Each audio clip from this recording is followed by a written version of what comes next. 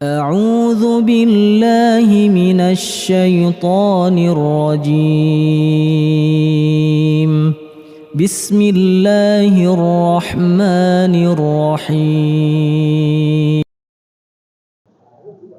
Bismillahirrahmanirrahim. Assalamualaikum warahmatullahi wabarakatuh. Alhamdulillah hadana li hadza wa ma kunna linahtadiya laula an hadana Allah. Asyhadu an la ilaha illallah wahdahu la syarika lah wa asyhadu anna Muhammadan 'abduhu wa rasuluh. Allahumma shalli wa sallim ala nabiyyina Muhammad wa ala alihi wa ashabihi wa man tabi'ahum bi ihsan ila yaumil amma ba'd. Alhamdulillah, ma'asyiral muslimin, jamaah Masjid Babus Salam yang dimuliakan Allah Subhanahu wa taala. Kita tidak berhenti untuk bersyukur kepada Allah Subhanahu wa taala. Yang mana Allah juga tidak pernah berhenti memberikan nikmat yang banyak kepada kita.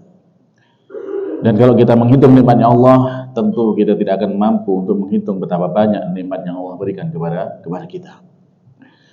Dan tentunya menjadi hamba yang bersyukur itu juga termasuk bagian dari nikmat Allah Subhanahu wa taala. Dan itu tidak diberikan kepada kebanyakan dari hamba-hambanya. Sehingga Allah menyatakan wa qalilum min ibadiyas syakur, dan amat sedikit dari hamba-hambaku itu yang pandai bersyukur. Bersyukur itu bisa kita laksanakan dengan hati kita, yang mana kita meyakini bahwasanya semua nikmat itu datangnya dari Allah Subhanahu wa taala. Kemudian dengan lisan kita memuji Allah Subhanahu wa taala dengan mengucapkan alhamdulillah. Dan kemudian juga yang tidak bisa ditinggalkan bahwasanya kita bersyukur kepada Allah dengan perbuatan kita, yang mana nikmat yang Allah berikan kita gunakan untuk semakin menambah ketaatan kepada Allah Subhanahu wa taala. Maka tentunya termasuk bagian dari syukur kita apa yang kita lakukan saat ini, yaitu kita menambah ilmu agama, dan itu mudah-mudahan juga menjadi sebab bagi kita semuanya untuk semakin mudah sampai ke surga kelak. Amin. Para jemaah yang dimuliakan Allah Subhanahu wa taala, kita lanjutkan pembahasan kita terkait dengan tafsir juz amma. Dan alhamdulillah sekarang kita akan masuk kepada surat yang baru ini, surat Al-Qadr. Yang mana pada pertemuan sebelumnya kita sudah selesai dari surat Al-Alaq. Di dalam surat Al-Qadr Allah berfirman dengan 5 ayat. Yang mana Allah berfirman, A'udzu billahi minasy syaithanir rajim. Bismillahirrahmanirrahim. Inna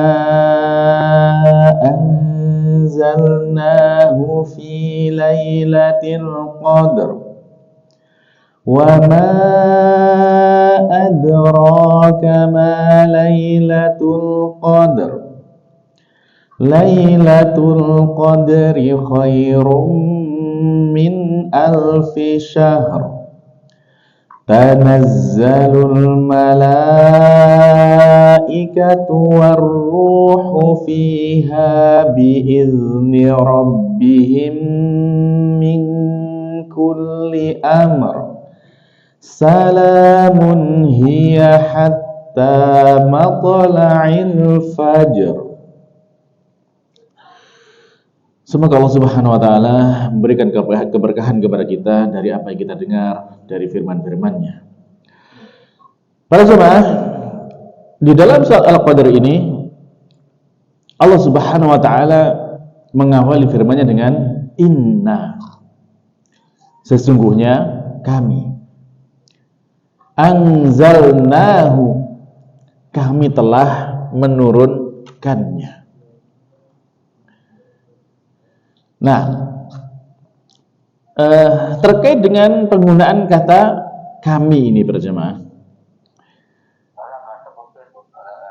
saya pernah melihat ada orang dari non-Islam tentunya, yang dia itu mencoba mengkritik Al-Quran. Dia mengatakan bahwasanya, lah itu Tuhannya orang Islam itu bukan Tuhan yang Esa. Tuhannya banyak. Buktinya apa? Nah, itu di dalam Al-Quran disebutkan Tuhannya dengan kami. Kami ini kan orang pertama dalam bentuk jamak, bentuk banyak kan gitu kan. Kalau tunggal kan saya kan gitu ya, atau aku gitu. Tapi dalam Al-Quran digunakan kata kami. Nah, ini bagaimana para jamaah penjelasannya? Maka dalam kaidah bahasa, baik itu bahasa Arab maupun bahasa Indonesia, sebenarnya ya sama penggunaannya untuk kata kami ini. Kata kami, ya, ketika Allah Subhanahu wa taala gunakan untuk mensifati atau menyebut dirinya, maka itu ia bermakna sebagai bentuk ta'zim, bentuk pengagungan kepada Allah Subhanahu wa taala.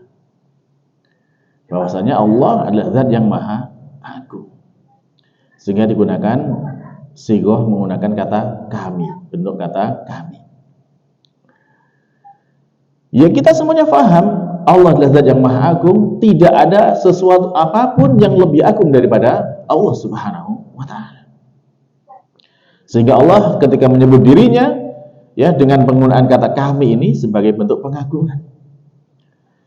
Dari kesempatan yang lain Allah juga menggunakan bentuk tunggal. Ya. Nah, kalau misalkan Allah gunakan bentuk tunggal, contohnya ketika misalkan kalau misalkan kita lihat contoh yang lain ya, contoh yang lain ketika Allah menggunakan bentuk yang jamak, menyebut dirinya dengan bentuk jamak. Dalam surat ini Allah menyebutkan inna anzalnahu fi lailatul qadar. Sesungguhnya kami telah menurunkannya. Di ayat yang lainnya misalkan kita dapati Allah berfirman inna nahnu nazzalna dzikra wa inna lahu lahafizun.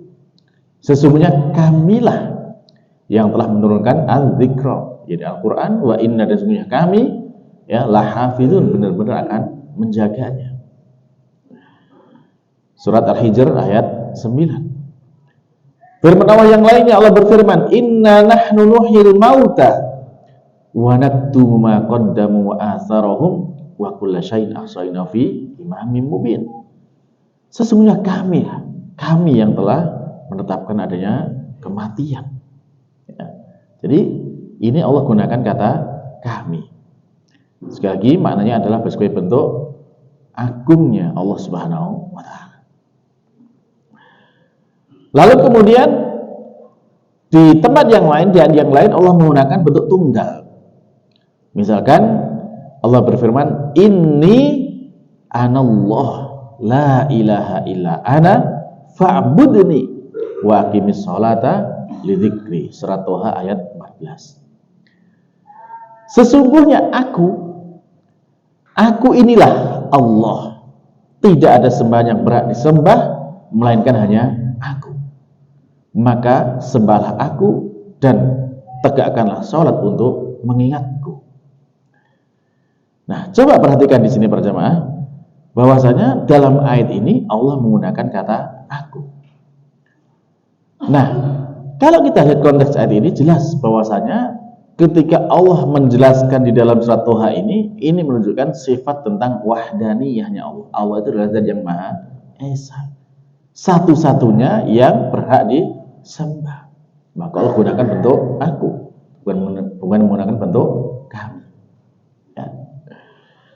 Dan dari sini kita paham bahwasanya Allah adalah Rabb atau Tuhan kita yang maha esa lagi maha agung.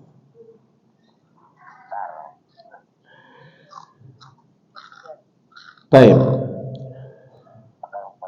Kita kembali kepada surat Al-Qadr. Inna anzalnahu. Sesungguhnya kami telah menurunkannya. Nyanya di sini apa maksudnya? Ya, nyanya di sini adalah Al-Qur'an. Meskipun di sini belum pernah disebut sebelumnya ada kata Al-Qur'an, tapi langsung digunakan kata ganti dengan kata hu dalam bahasa Arab, dalam bahasa kita nya gitu ya. Menurunkannya, maka ini sudah difahami secara maklum bahwasanya ini adalah Al-Qur'an. Tidak ada keraguan bahwasanya Allah Subhanahu wa taala itu menurunkan Al-Qur'an. Dan ini para jamaah, ketika Allah menggunakan kata menurunkan, Kenapa Allah gunakan kata menurunkan bukan kata menciptakan? Kenapa para jemaah? Kenapa Allah memilih menggunakan kata menurunkan bukan menciptakan?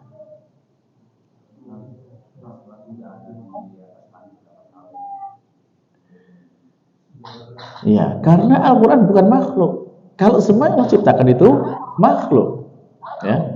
Al-Quran bukan makhluk. Al-Quran adalah kalamullah.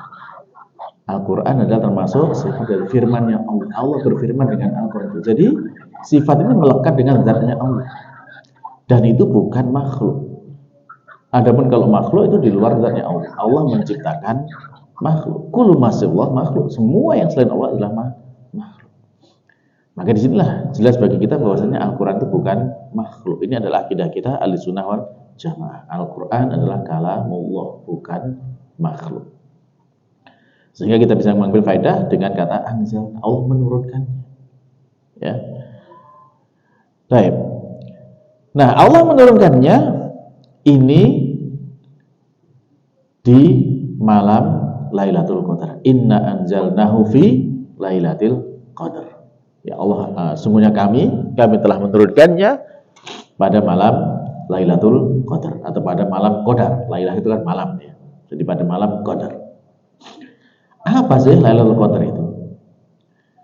Makna Lailatul Qadar ya. Atau sebelum itu, sebelum makna Lailatul Qadar, jadi ketika Allah Subhanahu wa taala menurunkan, makna menurunkan di sini yang benar adalah menurunkan ya awal penurunan Al-Quran kepada Nabi Muhammad SAW itu di malam Lailatul Qadar. Dan Lailatul Qadar itu adanya di bulan apa? Bulan Ramadan, ya. Yang mana kalau kita lihat di surat Al-Baqarah ya, ayat 185 jelas sekali Allah menyebutkan syahrul Ramadan alladzi unzila fil Qur'an hudal linnasi wa bayyinatin minal huda wal furqan. Dan kita tahu para jemaah ya, di Al-Baqarah tadi bulan Ramadan adalah bulan yang telah diturunkan di dalamnya Al-Quran ya, sebagai petunjuk bagi manusia dan juga penjelasan dari petunjuk itu dan juga sebagai pembeda. Nah, kalau kita lihat Al-Quran turun kepada Nabi Muhammad itu pada sekali waktu atau berangsur-angsur. Selama berapa lama? Berapa? Iya, berangsur-angsur selama 23 tahun. Sejak Nabi Muhammad usia 40 sampai usia 63 tahun. Nah, sehingga makna yang bisa kita pahami dari kata menurunkan di sini adalah menurunkan permulaan dari Al-Quran itu kepada Nabi Muhammad SAW. Dan itu kemudian turunnya berangsur-angsur. Dan kita tahu bahwasanya wahyu yang pertama turun ya kemarin surat Al-Alaq. Ya, wahyu pertama turun itu juga di bulan Ramadan. Ya kan diawali dengan mimpi-mimpi yang benar kan, masih ingat kan kemarin? Ya, permulaan wahyu ya. Lalu kemudian di sana barulah wahyu yang beneran berupa ayat Al-Qur'an itu turun di bulan Ramadan.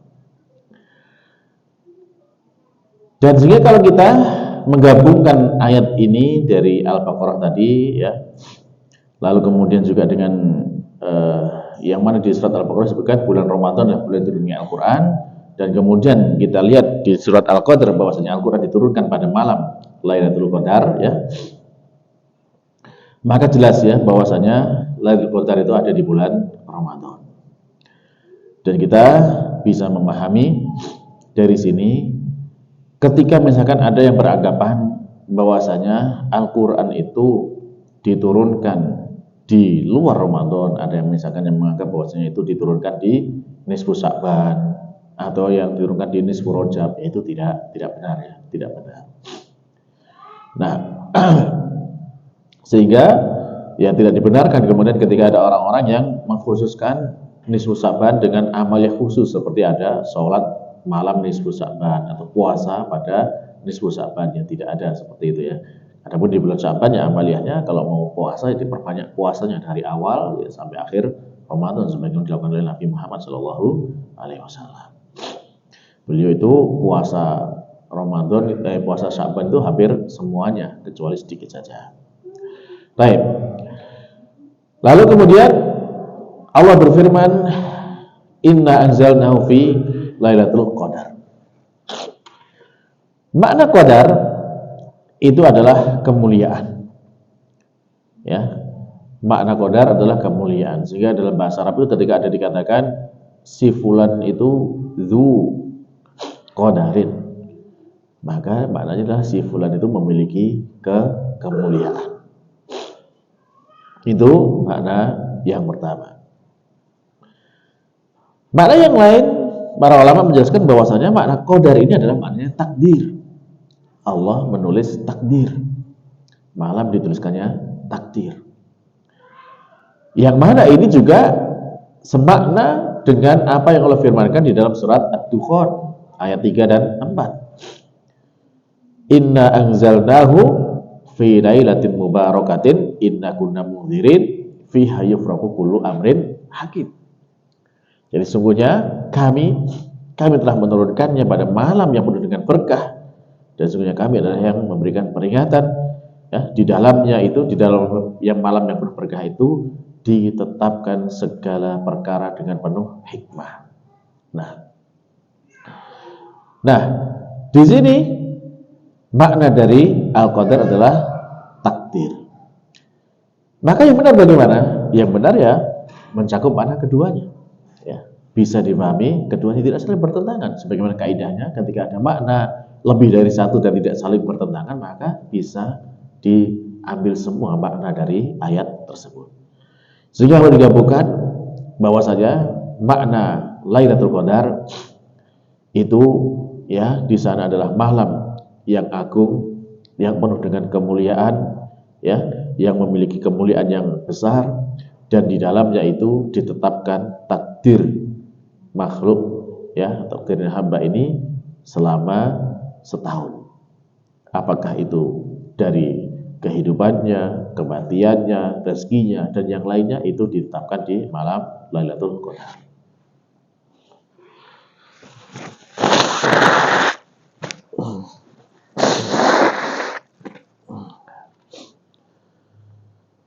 Nah, penetapan takdir seperti ini, kalau kita lihat di dalam nas-nas syariat itu ada beberapa tingkatannya, ada 4 tingkatan. Yang pertama itu ya takdir azali, yang mana Allah menuliskan takdir itu ya satu kali dan itu berlaku sampai hari kiamat. Kapan itu? Yaitu ketika Allah Subhanahu wa taala telah menciptakan makhluk yang pertama. Apa itu makhluk pertama? Ya, kolam, pena, ya. Allah memerintahkan kepada pena, tulis segala sesuatu sampai hari kiamat. Jadi itu sudah tulis, semua takdirnya itu ada di situ. Dan tetapkan takdirnya. Lalu kemudian setelah sekali dalam itu, kemudian ada sekali seumur hidup. Takdir itu ditetapkan kepada kita. Kapan itu? Yaitu ketika kita berusia 120 hari di dalam kandungan. Ya. Bikat birizkihi wa ajalihi wa amalihi wa syakiyun aw sa'idun. Di situ ditetapkan ya tentang ajal kita, hidup kita, ya, kemudian mati kita, ya, bahagia atau sengsaranya kita, semua ditetapkan saat kita umur 120 hari dalam kandungan. Itu sekali seumur hidup. Lalu ada sekali dalam setahun. Kapan? Ketika malam Lailatul Qadar. Ya. Lalu kemudian ada yang setiap hari. Allah rinci lagi setiap hari. Yang mana kita lihat dalam surat Ar-Rahman, Allah berfirman, "Kullu yaumin huwa fi sya'n." Setiap hari Allah itu ada kesibukannya, yaitu mengatur takdir kita. Jadi inilah bahwasanya penetapan takdir itu bisa bertahap seperti itu. Dan itu semuanya juga ya tidak ada perselisihan, semuanya sama, cuma dirincikan, ya, masing-masing rinciannya diberikan kepada kita dari yang global, kemudian menjadi semakin rinci, semakin rinci.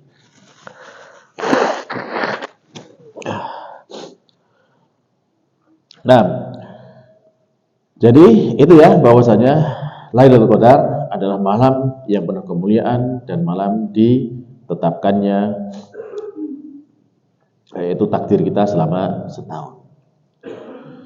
Lalu Allah melanjutkan, Wa ma adra kama Lailatul Qadar.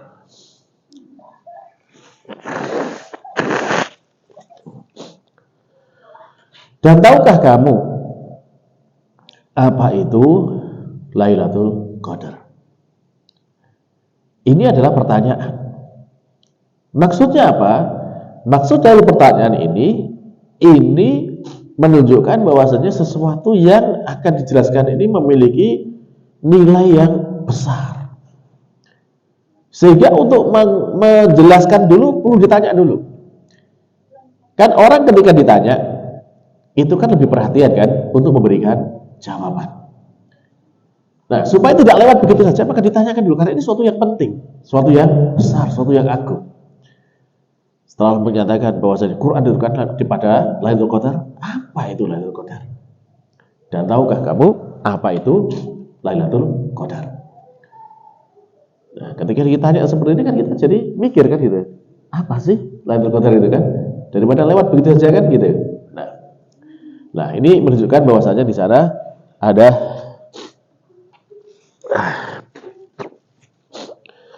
perkara yang besar yang patut kita perhatikan.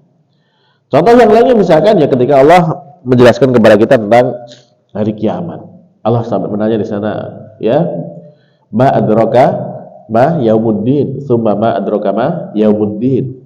Dan yang lainnya mal haqqah wa ma adraka mal haqqah, ya. Mal qari'ah wa ma adraka mal qari'ah. Allah menanyakan. Berarti memang di sana itu ada sebuah peristiwa yang besar, peristiwa yang agung. Dan kita kembali kepada surat Al-Qadar, Allah menanyakan, "Wa ma adraka ma Lailatul Qadar?" Apa yang kamu ketahui tentang kemuliaan, keagungan yang ada pada malam tersebut?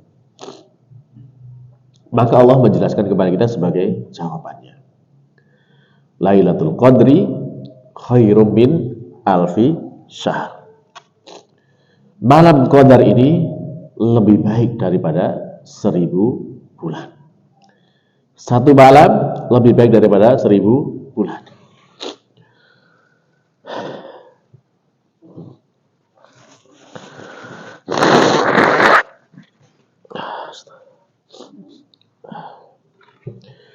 Maknanya bahwasanya kalau kita melakukan amalan pada malam tersebut, pahalanya itu lebih baik daripada kita melakukan amalan yang sama yang kita lakukan selama 1000 bulan yang tidak ada Lailatul Qadarnya. Ya 1000 bulan itu ya kurang lebih sekitar 83 tahun, seumur kita lah gitu ya. Jadi ini luar biasa, hanya satu malam nilainya seperti itu.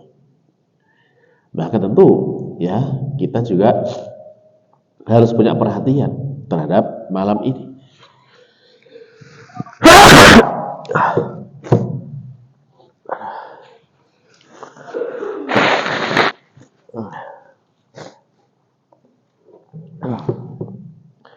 Jadi ini ya bahwasanya Lailatul Qadar itu lebih baik daripada 1000 bulan.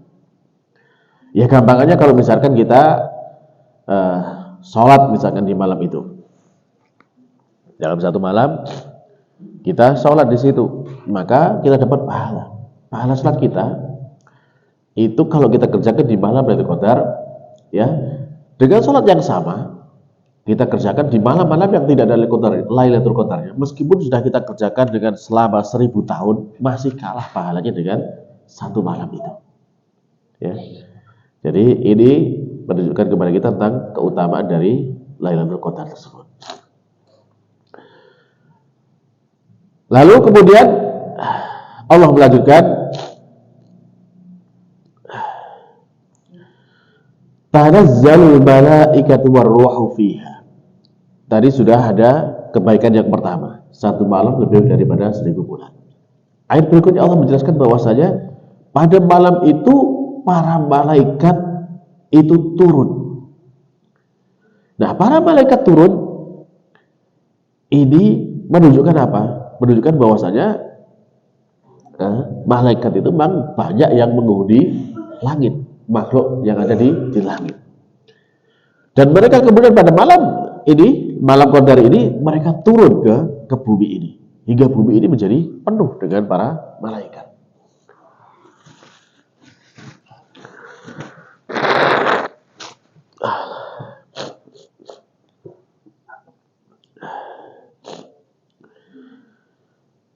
Nah, ketika turunnya malaikat ke muka bumi ini menunjukkan apa? Menunjukkan bahwasanya malaikat ketika turun ini turun membawa kebaikan.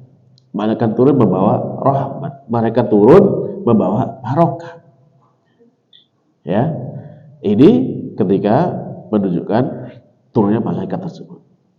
Sehingga di dalam agama kita itu dilarang ya melakukan sebuah perbuatan yang menghalangi malaikat itu untuk masuk misalkan ke dalam rumah kita. Ya, contohnya misalkan ketika di rumah itu ada gambar-gambar yang bernyawa. Ya, gambar-gambar makhluk bernyawa itu menghalangi malaikat, tentunya malaikat yang membawa rahmat ya, malaikat yang membawa kebaikan untuk masuk ke dalam rumah kita. Atau ketika di dalam rumah itu ada anjing, ya, malaikat tidak masuk ke dalamnya, malaikat rahmat tentunya. Adapun kalau misalkan malaikat maut ya tetap masuk ya. Jangan kemudian, ini kan ada hadisnya malaikat gak masuk ke dalam rumah yang ada gambar, ya udah rumah kita isi aja dengan gambar dan patung supaya malaikatnya gak masuk. Ya enggak seperti itu. Kalau malaikat maut tetap masuk ya. Ya. Baik. Jadi ini malaikat rahmat ya. Sehingga kalau kemudian di malam Qadar seperti ini, Lailatul Qadar, malaikat rahmat itu banyak yang turun ke muka bumi membawa kebaikan. Ya. Nah, lalu Allah bagikan waruh.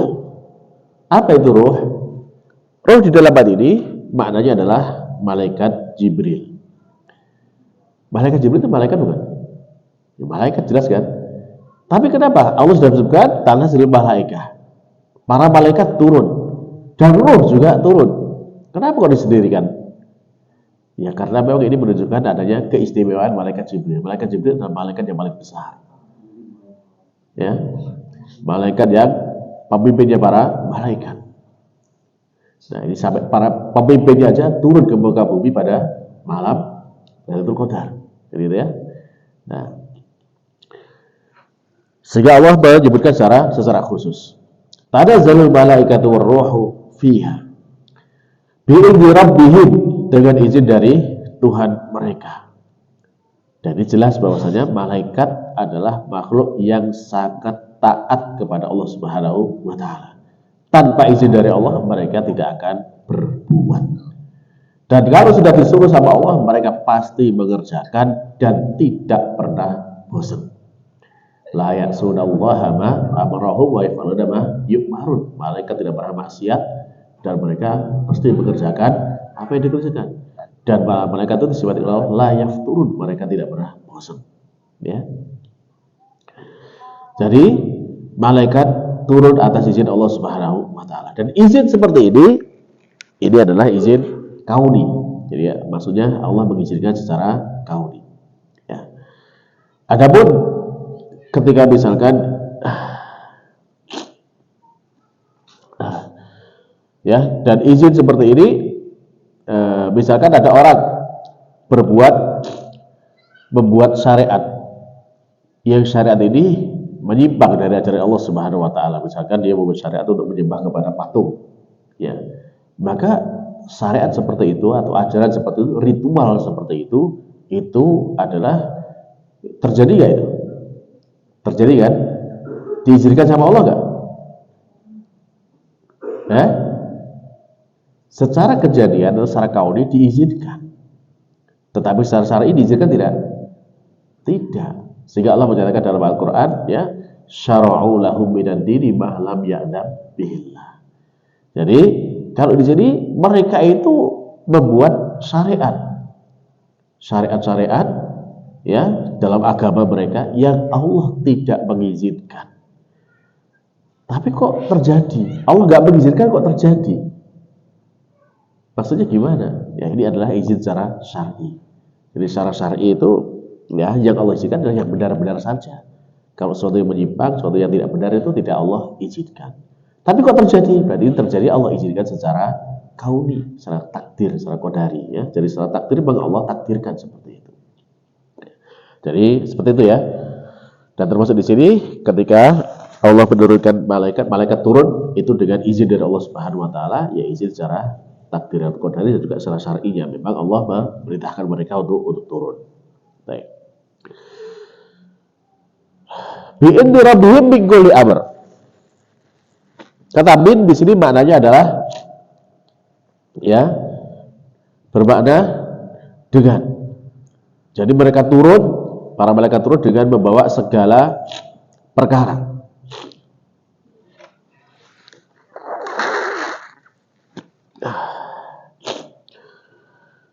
Min kulli amr.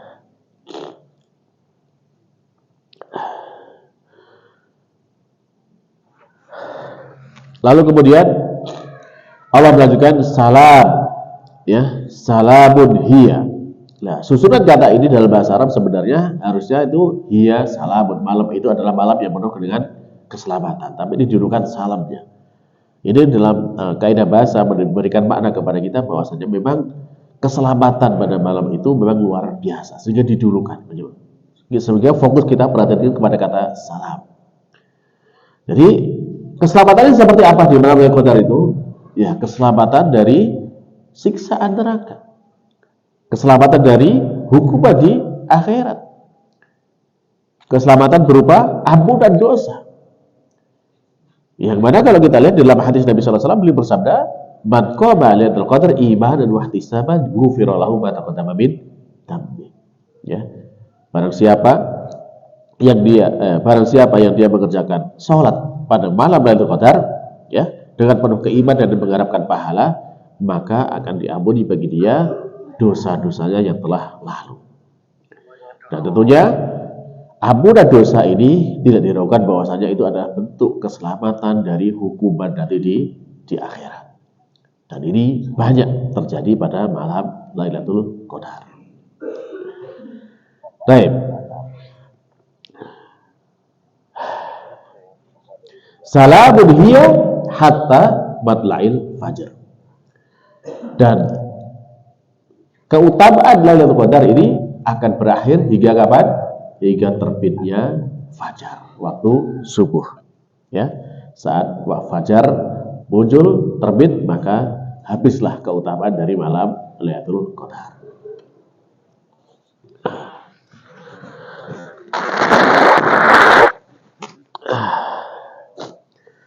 Baik para jemaah sekalian yang Allah Subhanahu wa taala, sebagai tambahan faedah ya. Kalau kita ingin mendapatkan Lailatul Qadar, di mana kita mencarinya?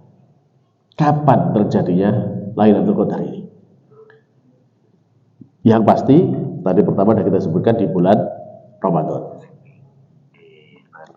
Sehingga dahulu Nabi Muhammad SAW itu ketika mencari Lailatul Qadar itu beliau beriktikaf. Pada bulannya beliau beriktikaf pada 10 awal yang pertama. Lalu kemudian beliau beriktikaf pada 10 pertengahan dari bulan Ramadan. Lalu dikabarkan kepada beliau bahwasanya Lailatul Qadar itu ada di 10 malam yang akhir di bulan Ramadan. Maka disitulah kita mencari Lailatul Qadar. Lalu kemudian dijelaskan dalam banyak hadis, ya, Lailatul Qadar itu terjadi ya pada malam-malam ganjil di 10 akhir. Ada riwayat yang menjelaskan itu terjadi pada malam 21. Ada yang menjelaskan di sana terjadi pada malam 27. Ya. Ada yang menjelaskan ya di malam yang lainnya, di malam ganjil di 10 akhir itu. Nah, terus apakah memang Lailatul Qadar itu tetap di malam yang sama setiap tahun, ataukah dia berpindah-pindah sesuai dengan kehendak Allah Subhanahu wa taala? Nabi Muhammad SAW pernah menjelaskan kepada kita bahwasanya pernah ditunjukkan kepadaku malam Lailatul Qadar, tapi kemudian aku dijadikan lupa setelah itu. Maksudnya apa? Maksudnya waktunya itu kapan gitu. Sehingga di sana ada faedah bahwasanya para ulama menjelaskan di antara faedahnya kenapa Allah Subhanahu wa taala itu ya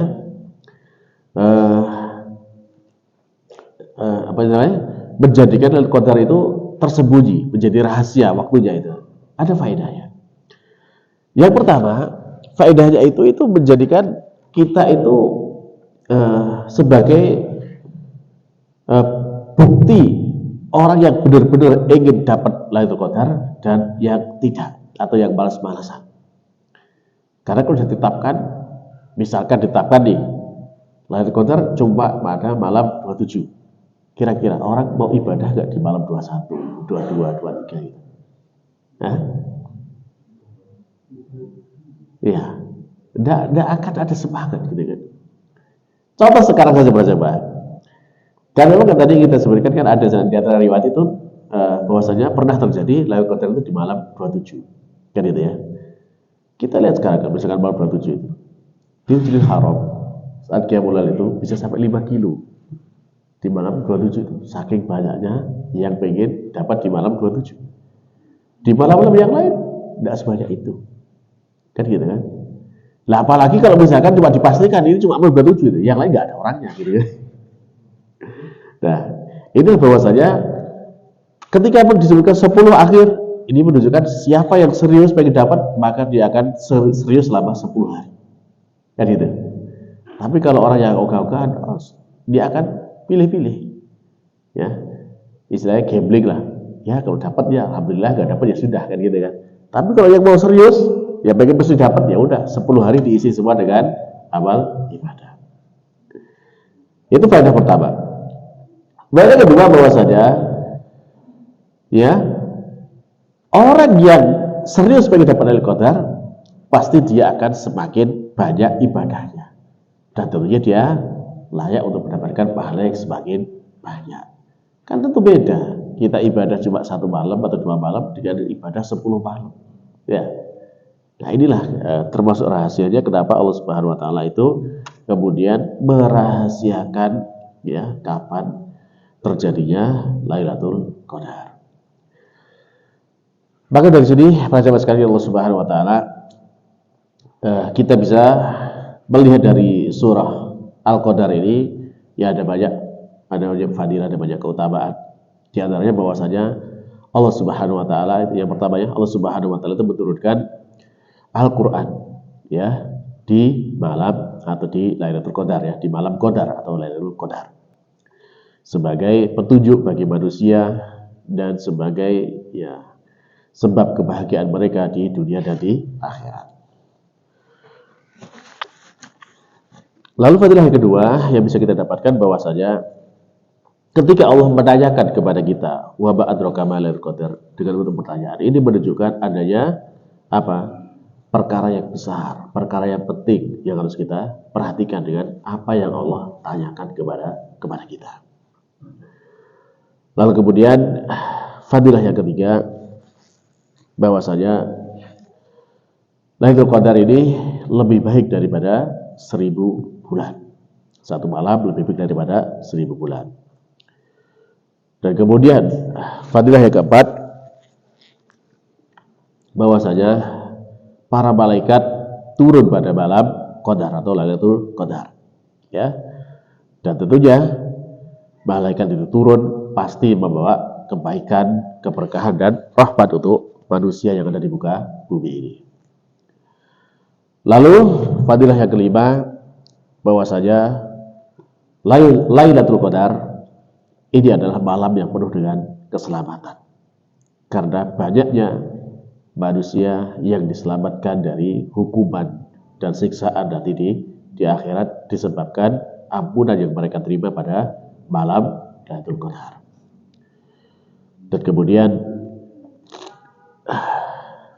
yang keenam, fadilah bisa kita dapatkan bahwasanya ketika Allah Subhanahu wa taala menjelaskan tentang keutamaan daripada malam ini, Allah turunkan dalam satu surat yang utuh, yang lengkap ya, berisi 5 ayat ini menjelaskan kepada kita tentang keutamaan dari malam Qadar ini. Baiklah para jemaah, inilah mungkin yang bisa kita ambil faedah dari pelajaran kita surat Al-Qadar. Semoga Allah Subhanahu wa taala senantiasa memberikan taufiknya kepada kita untuk terus bisa beribadah kepadanya, dan khususnya nanti ketika waktunya Lailatul Qadar, Allah berikan taufik kepada kita untuk bisa banyak beribadah di sana dan mendapatkan keutamaan dari Lailatul Qadar. Amin. Kita cukupkan. Subhanakallahumma rabbana wa bihamdika asyhadu an la ilaha illa anta astaghfiruka wa atubu ilaik. Assalamualaikum warahmatullahi wabarakatuh.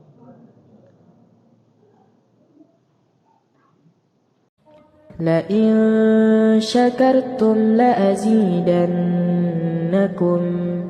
ولئن كفرتم إن عذابي لشديد